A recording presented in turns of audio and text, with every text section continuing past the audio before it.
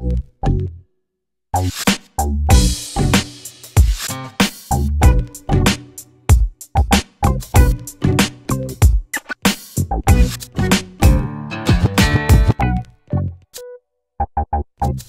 guys, what's going on? Ryan Knows Tech from TechCores.com, and today I'm going to make a video talking about the iPhone. Now, the iPhone 4th generation is really something that a lot of people are excited about. The rumors have started to fly all over YouTube, all over blogs, even Google. I've seen it everywhere. So, the iPhone 3GS is a great device. However, the Nexus 1 and many other phones have really pushed it down and made it look pretty slow, pretty outdated, and really fat too, because it's pretty thick. Good news is, you've probably noticed, I've really gotten into the Apple world here. We've got an iPad, we've got an iPod Touch, we're recording this on a MacBook Pro.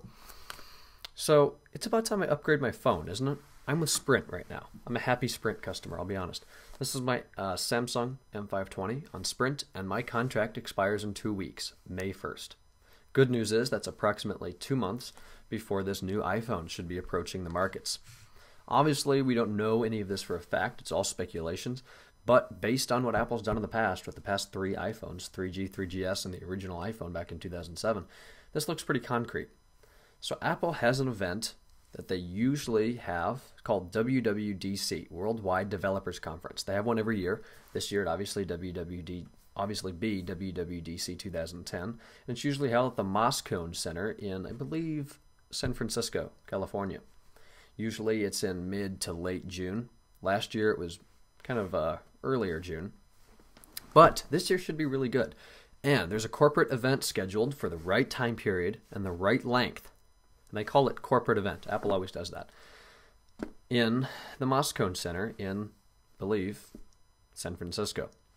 So at this event, we usually see the launch, not the preview like we saw 2 weeks ago on the 8th. We usually see the launch of iPhone OS 4 and the new iPhone, which a lot of people are excited about. Now, this is my Touch. I use this pretty much every day. It's my mobile device. It's 3rd generation, 64 gig. This is for sale. If anybody's interested, I'm looking to get 250 for it. It's always in a case, except when I make these videos. But that's beside the point. New iPhone, what do I think? Well, Apple's really getting into this aluminum stuff. Look at the MacBook Pros. Been like this for a while, though.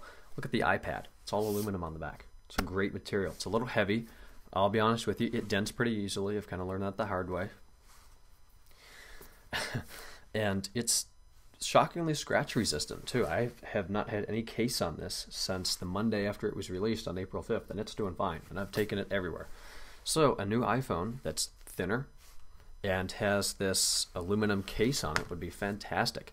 Now, the original iPhone was aluminum, and they got rid of that in the 3G and 3GS because the Wi-Fi radio and the 3G wireless radio had trouble broadcasting or transmitting through the aluminum. If you remember, they had that little black plastic down here. It still didn't help. But there haven't really been any problems with the Wi-Fi. There have, but it's because idiots hold their hand over this black apple where the Wi-Fi antenna is with this. So the 3G version of the iPad's got this little black strip up here. If Apple does the same thing with this that they are doing with this and the new iPhone, that'd be perfect. Aluminum. Little black bar at the top, put the 3G radio in there, big black apple on the back. I don't care, it can be this big. That'd look awesome. It'd fit.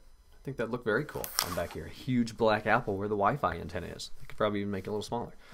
So that'd be fantastic if they made a better looking, thinner, stronger, scratch resistant iPhone. It'd be awesome. Let's talk about some specifications. The iPad and 3rd generation iPod Touch has 256 megabytes of RAM. That's perfect.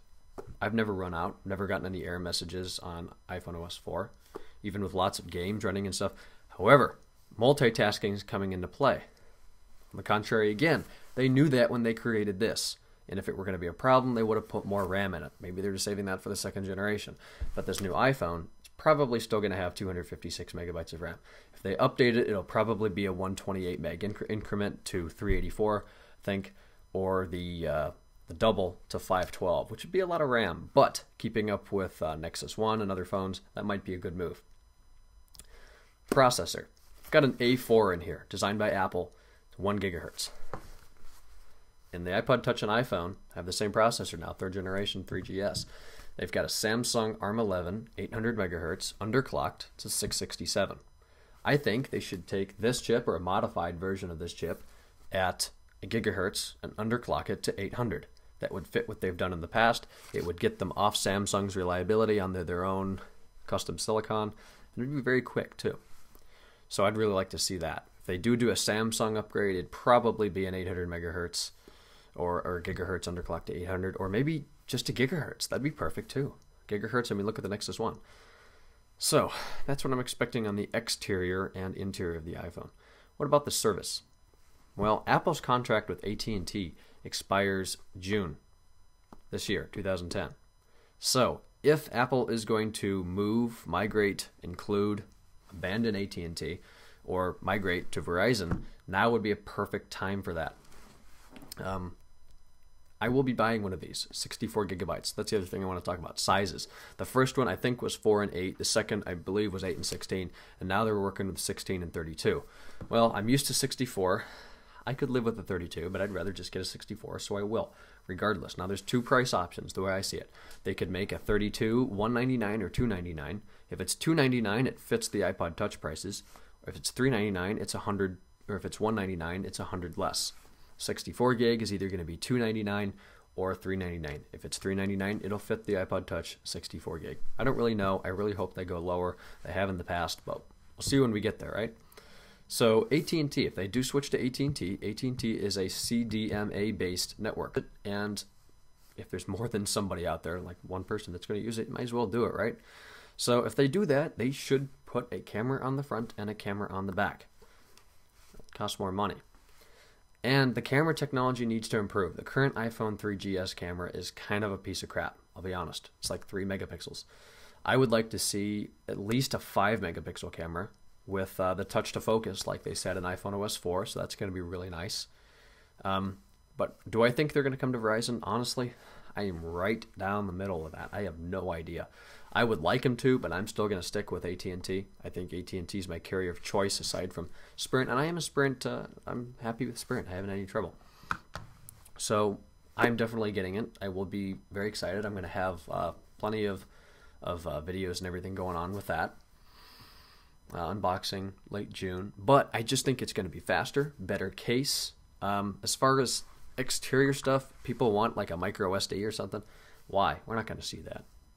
I think we will see N wireless, and it's rumored that there's N wireless and a FM radio, both transmitting and receiving, in the 3rd generation Touch. I don't know if that's true. iPhone OS 4 would unlock that, but we're not going to have that until I get the new iPhone anyway. So if anybody's interested in this, please email me, ryan@techaccords.com, or comment to this video, send me a personal message. I take care of all that stuff immediately. Thanks for watching this one. If you have any other, if there's anything I missed, anything that you think we're going to see, you don't think we're going to see, do you want a Verizon iPhone? Comment below. I'm really excited to read those. Also, you can make a video response as well. I'll definitely allow that. So make sure to check out our website, techaccords.com. My personal Twitter is twitter.com/JamesRSchultz. And every Tuesday night from 7 to 9 p.m. Eastern Time on stickem.com/techaccords, we host our live web shows. Be sure to comment, rate, and subscribe, and I'll see you guys in tomorrow's video. Thanks.